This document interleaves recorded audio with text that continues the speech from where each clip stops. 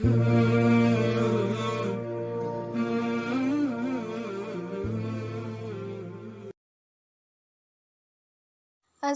علیکم ورحمۃ اللہ وبرکاتہ۔ جی تو ویورز، کیسے ہیں آپ سب لوگ؟ امید ہے کہ اللہ عز و جل کے فضل سے سب بالکل خیریت سے ہوں گے۔ جی، آپ آ چکے ہیں ہمارے چینل عجائب القرآن غرائب القرآن پر۔ یہاں پر آپ کو بہت سی اسلام سے متعلق نئی جانکاری ملتی رہتی ہے اور ملتی رہے گی، اگر آپ ہمارے چینل کو سبسکرائب کرتے ہیں تو چلیں جلدی سے اسلامک چینل عجائب القرآن غرائب القرآن کو سبسکرائب کریں، بیل کے بٹن پر کلک کر کے آل پر کلک کریں۔ اس سے آپ کو ہماری ہر آنے والی نئی ویڈیو کا نوٹیفیکیشن بر وقت ملتا رہے گا۔ اگر ویڈیو پسند آئے تو لائک کریں، صدقہ جاریہ کی نیت سے شیئر بھی کریں۔ کمنٹ سیکشن میں اپنی رائے کا اظہار ضرور کیا کریں، کمنٹ سیکشن میں اپنی رائے کا اظہار کرنا مت بھولیں۔ تو چلیں اب چلتے ہیں اپنے مین موضوع کی طرف۔ ہم آ چکے ہیں اپنے مین موضوع کی طرف۔ کسی قوم کا مذاق نہ اڑاؤ، یہ ہمارا آج کا موضوع ہے، اس پر ہم بات کرتے ہیں۔ حضرت ثابت بن قیس رضی اللہ تعالیٰ عنہ کچھ اونچا سنتے تھے، اس لیے جب وہ مجلس شریف میں حاضر ہوتے تو صحابہ کرام رضی اللہ تعالیٰ عنہ انہیں آگے جگہ دے دیا کرتے۔ ایک دن جب وہ دربار رسالت میں آئے تو مجلس پر ہو چکی تھی، یعنی کوئی جگہ خالی نہ رہی، لیکن وہ لوگوں کو ہٹاتے ہوئے حضور علیہ الصلاۃ والسلام کے قریب پہنچ گئے۔ پھر بھی ایک آدمی ان کے اور حضور علیہ الصلاۃ والسلام کے درمیان رہ گیا۔ حضرت ثابت بن قیس رضی اللہ تعالیٰ عنہ اس کو بھی ہٹانے لگے، لیکن وہ شخص اپنی جگہ سے بالکل نہیں ہٹا۔ تو حضرت ثابت بن قیس رضی اللہ تعالیٰ عنہ نے غصے میں بھر کر پوچھا کہ تم کون ہو؟ تو اس شخص نے کہا کہ فلاں آدمی ہوں۔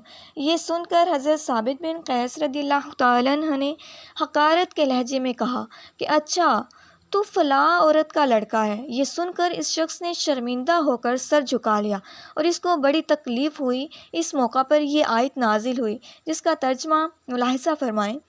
اور حضرت ضحاک سے منقول ہے کہ قبیلہ بنی تمیم کے کچھ لوگ بہترین پوشاک پہن کر بصورت وفد بارگاہ نبوی صلی اللہ علیہ وآلہ وسلم میں آئے، اور جب ان لوگوں نے اصحاب صفا کے غریب و مفلس مسلمانوں کو فرسودہ حال دیکھا تو ان کا مذاق اڑانے لگے۔ اس موقع پر یہ آیت نازل ہوئی۔ اور حضرت انس نے فرمایا کہ حضرت عائشہ نے حضرت ام المومنین بی بی صفیہ کو ایک دن یہودیہ کہہ دیا تھا، اللہ اکبر، جس سے ان کو بہت رنج و صدمہ ہوا۔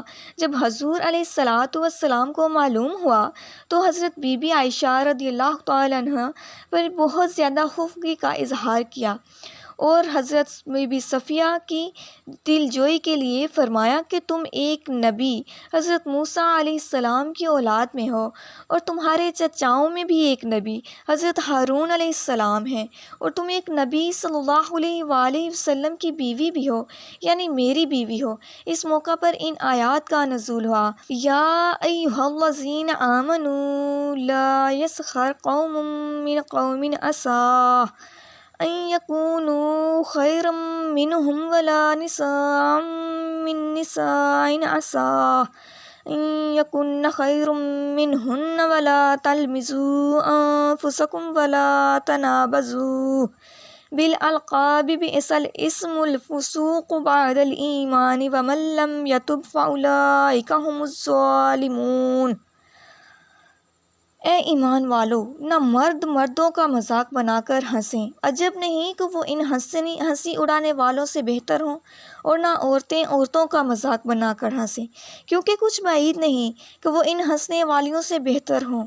اور ایک دوسرے کے برے نام نہ رکھو، کیا ہی برا نام ہے مسلمان ہو کر فاسق کہلانا، اور جو اس سے توبہ نہ کریں وہی لوگ ظالم ہیں۔ اللہ کہ اس زمانے میں جو ایک فاسقانہ اور سراسر مجرمانہ رواج نکل پڑا ہے کہ سید و شیخ اور پٹھان کہلانے والوں کا یہ دستور بن گیا ہے کہ وہ دھنیا، جولاہا، کسائی، نائی کہہ کر مخلص و متقی مسلمانوں کا مذاق بنایا کرتے ہیں، بلکہ ان قوموں کے عالموں کو محض ان کی قومیت کی بنا پر ذلیل و حقیر سمجھتے ہیں، بلکہ اپنی مجلسوں میں ان کا مذاق بنا کر ہنستے ہنساتے ہیں۔ جہال تو جہال، بڑے بڑے عالموں اور پیرانے طریقت کا بھی یہی طریقہ ہے کہ وہ بھی یہی حرکتیں کرتے رہتے ہیں۔ حد ہو گئی ہے کہ جو لوگ برسوں ان قوموں کے عالموں کے سامنے زانو تلمس کر کے خود عالم اور شیخ طریقت بنے ہیں، مگر پھر بھی محض قومیت کی بنا پر اپنے استادوں کو حقیر و ذلیل سمجھ کر ان کا تمسخر کرتے رہتے ہیں۔ اللہ اکبر، اللہ اکبر۔ اور اپنی نسب و ذات پر فخر کر کے دوسروں کی ذلت و حقارت کا چرچا کرتے ہیں۔ اللہ بتائیے قرآن مجید کی روشنی میں ایسے لوگ کتنے بڑے مجرم ہیں۔ اللہ اکبر۔ اللہ ہمیں اپنی پناہ میں رکھے، آمین۔ قرآن مجید نے احکام اور وعیدیں بیان فرمائی۔ کوئی قوم کسی قوم کا مذاق نہ اڑائے۔ ہو سکتا ہے کہ جن کا مذاق اڑا رہے ہیں وہ مذاق اڑانے والوں سے دنیا اور آخرت میں بہتر ہوں۔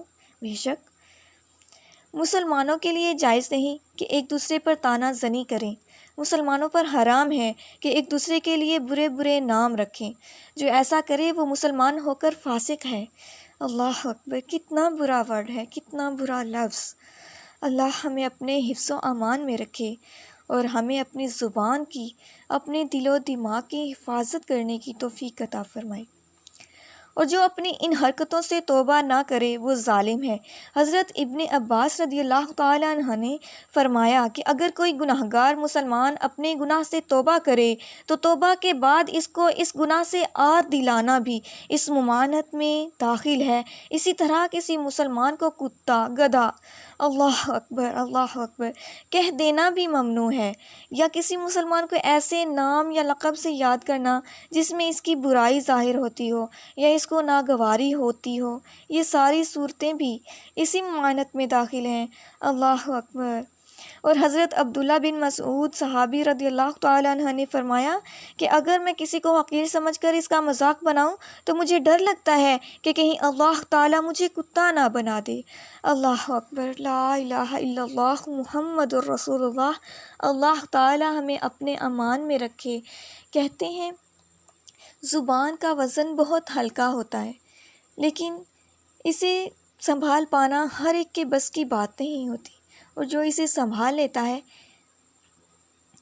وہ اخلاق کے اعلیٰ درجے پر پہنچ جاتا ہے۔ زبان کا وزن بہت ہلکا ہوتا ہے، اسے سنبھالنا ہر ایک کے بس کی بات نہیں ہوتی۔